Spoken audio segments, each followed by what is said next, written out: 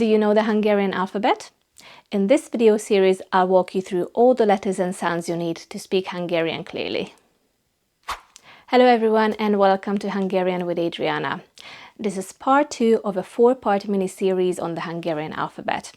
In the last lesson, we looked at the consonants that look and sound exactly the same in English and Hungarian. Letters like B, D, F, and so on. If you missed part 1, I highly recommend watching that first. I'll leave the link for you in the description. Today we're moving on to the trickier ones, the letters that look the same but sound completely different in Hungarian. These are the letters that tend to trip up English speakers, so it's important to get them right early on. Like in the previous lesson, I'll also give you a Hungarian word example for each letter, so you can start recognizing and pronouncing them correctly from day one. Okay, let's get started. First, we have the English letter C. In Hungarian, C. In English, it has the sound S or K, depending on the word, but in Hungarian, it has the sound T, like in the English word it's. So the TS combination in English, T. And the word for cigarette in Hungarian is cigaretta. Cigaretta. Or for short, which is more common, cigi. Cigi. Next we have the English letter J. In Hungarian, J.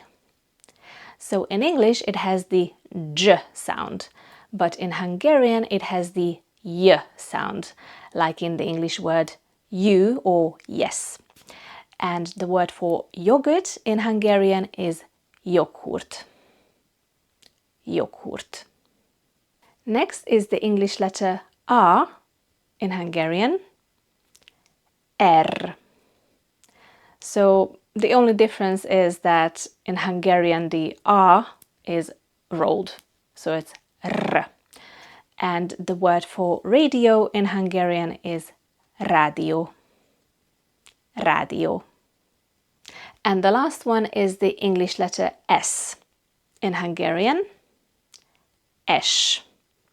So in English it has the S sound, but in Hungarian it has the sh sound, like in the English word ship. And the word for salad in Hungarian is saláta. Saláta. That's it for part 2 of the Hungarian alphabet series.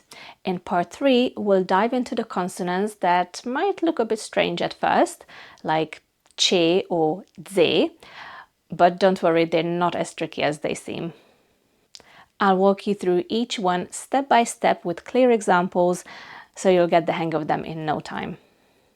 If you don't want to miss it, make sure to subscribe and hit the notification bell. Thank you so much for watching, and I'll see you in the next video. Bye!